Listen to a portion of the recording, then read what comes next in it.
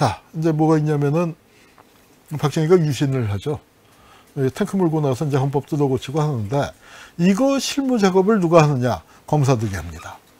검사들이 하는데, 이게 30대 초반의 엘리트 검사들이 하는데, 대표적인 사람이 김기춘이, 정해창이, 현홍주예요. 근데 김기춘이야 뭐 설명이 필요 없이 다 아시죠. 정해창이는 누구냐면은 육공화국, 검찰공화국 됐을 때 검찰 최고 TK 검찰의 대부예요. 그래서 뭡니까, 유서 대필 사건 당시에 대통령 비서실장이야. 그러니까 유서 대필 사건은 안기부 작품이 아니고 검찰 작품인데, 그때 재밌는 게 청와대, 그러니까 대통령 빼놓고 모든 요직을, 대통령과 육군참모총장 빼놓고 모든 요직을 검찰 출신들이 다 잡았어요. 비서실장 정해창, 법무장관 김기춘, 검찰총장 당연히 정구영, 그 다음에 안기부장 서동건. 그런 라인들이 쫙 해서 TK 검찰들, PK 검찰들이 쫙 유서 대필 사건 하면서 검찰공화국을 세운 거거든요. 그 다음에 현홍주라고 또 나중에 안기부차장 주미대사, 또 민정당 국회의원도 뭐 4선인가 지낸 사람인데, 이런 사람들이, 우리나라의 대표적인 정치검찰이죠. 이 사람들이 30대 초반의 엘리트 때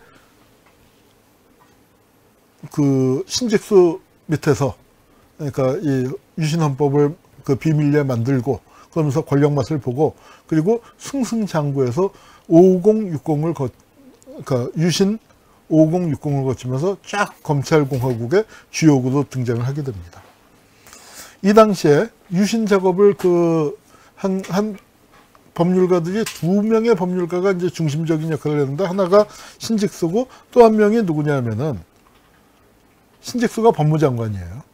법무차관 이선중이 이제 일을 도왔고, 그 밑에 이제 이 검사를 포진을 했고, 중앙정보부에서 맡은 게 김치열입니다. 여기 김치열은 집안이 임진왜란 때 일본에서 귀화한 집안이에요. 일본에서 귀화한 그러니까 흔한 김씨가 아닌데, 그 집안 출신인데, 이제 굉장히 머리가 좋아갖고, 그러니까 이승만 정권 때 서울지검장을 일찍이 지내고, 이제 하여튼 변호사로 나갔다가,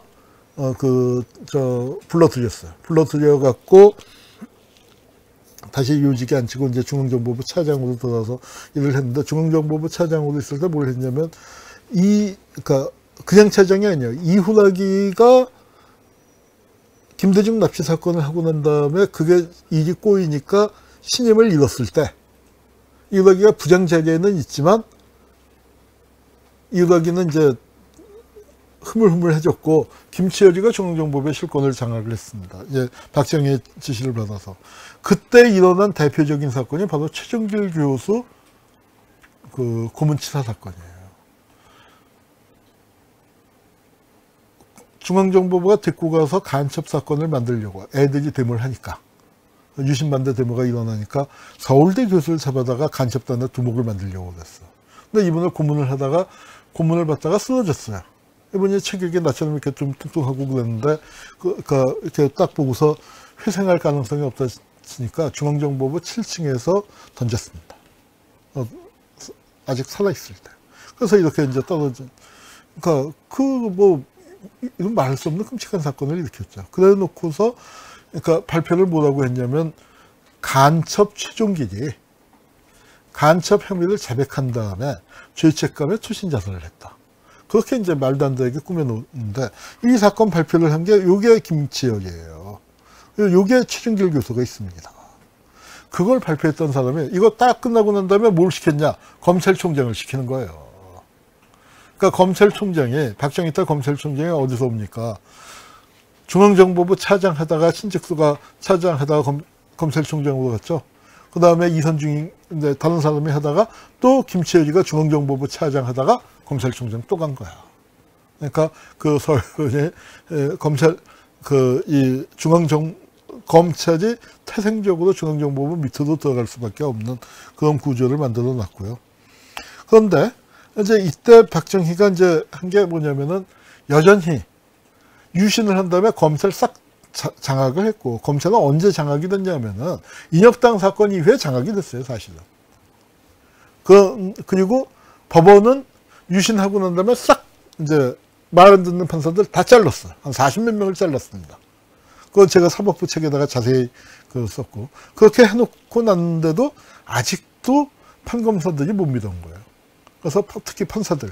그래서 박정희가 자기한테 기어오르는 놈들을 재판하기 위해서 군법회의를 만듭니다. 긴급조치를 통해서 여기 보면 비상군법회의를 설치하잖아요. 그래서 비상군법회의를 설치하고 설치했고, 그래서 일으킨 사건이 이제 바로, 그러니까 처음에는 유신헌법 비판하면은 잡아들이는 거 하다가 그것만 갖고 안 되니까 그 석 달 뒤에 이 민청학녀 사건이라는 걸 터뜨리죠. 민청학녀 사건 터뜨릴 때 신직수입니다. 그래서 뭐 무장봉기를 해서 청와대를 점령할 계획을 세웠다. 폭력대모로 노농정권 수립. 말도 안 되는 얘기죠. 말도 안 되는. 그러니까 이런 게 소설입니다. 이 소설을 써서 이제 딱 발표를 했고, 이거를 반유신운동을 한 180명을 비상군법회의에 회부하는 거예요. 이제 그래서 인혁당도 있고, 그래서 이게 비상군법회의를 하는데, 이 사람들이 그냥 군인이 아니에요. 여기가 이세호 주월 한국군사령관 하다가 요거 끝나고 참모총장입니다.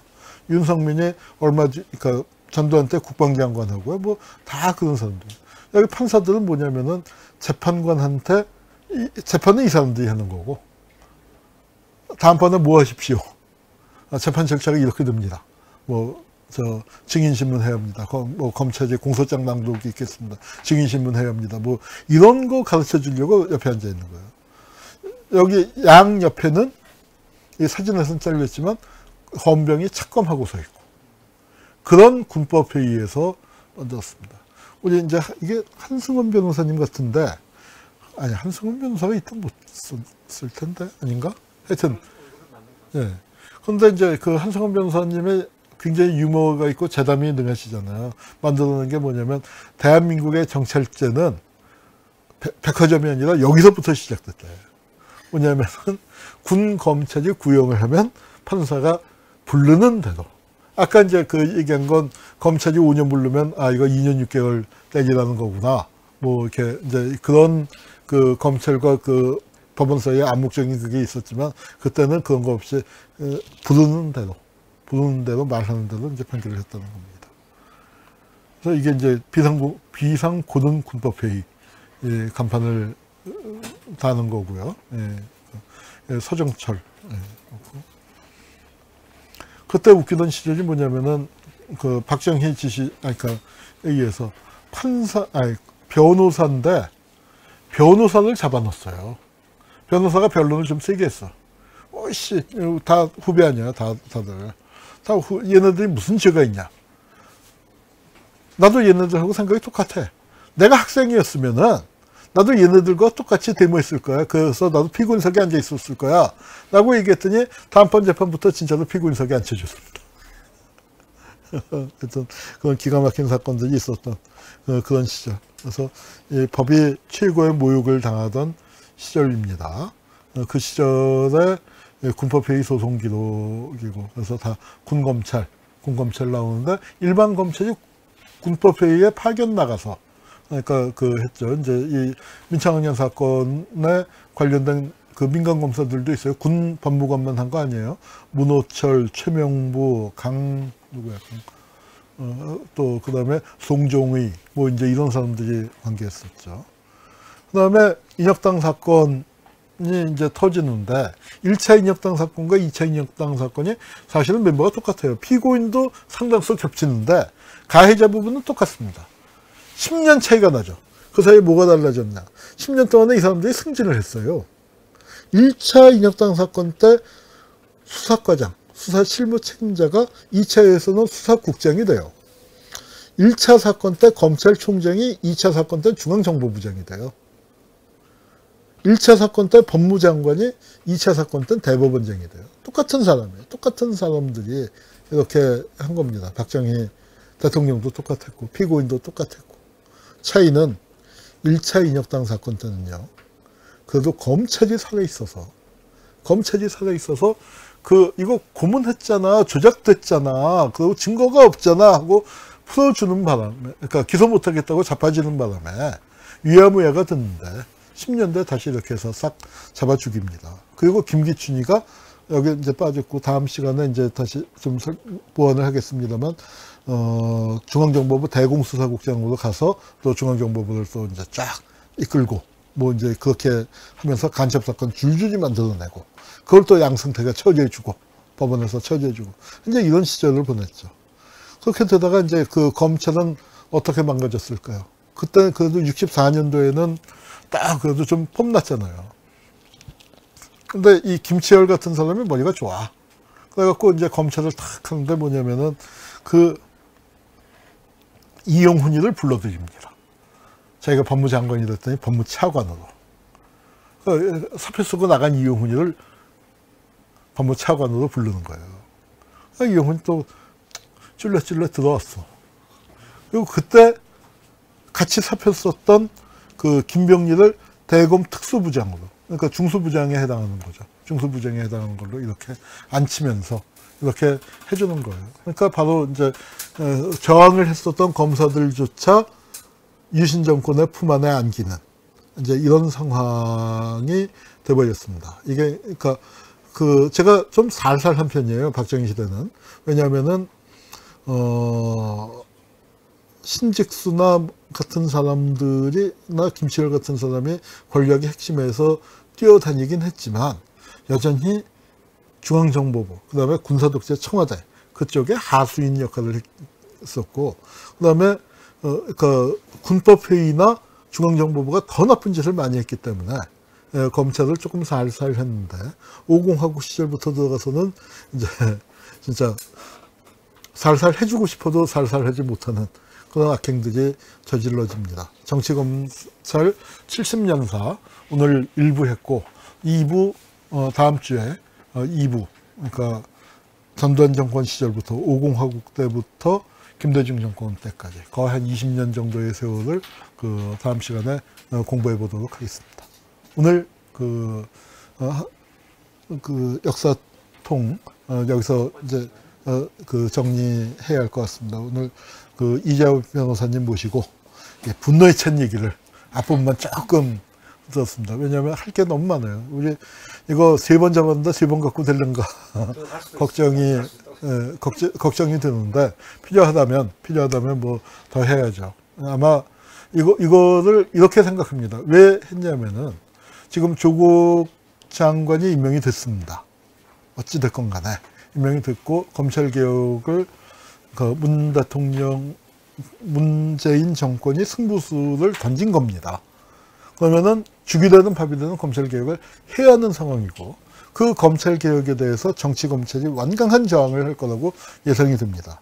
앞으로 검찰 문제도 몇 달 동안 시끄러울 겁니다. 그래서 여러분들 미리 예습을 해놓자.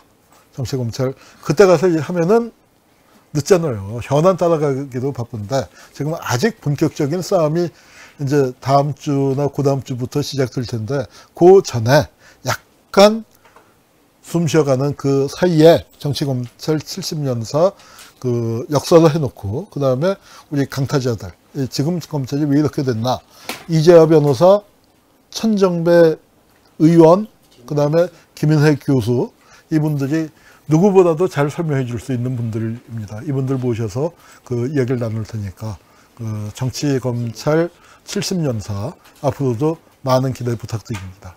오늘 여기서 마치겠습니다. 감사합니다. 수고하셨습니다. 아이고. 자, 오디오 주세요.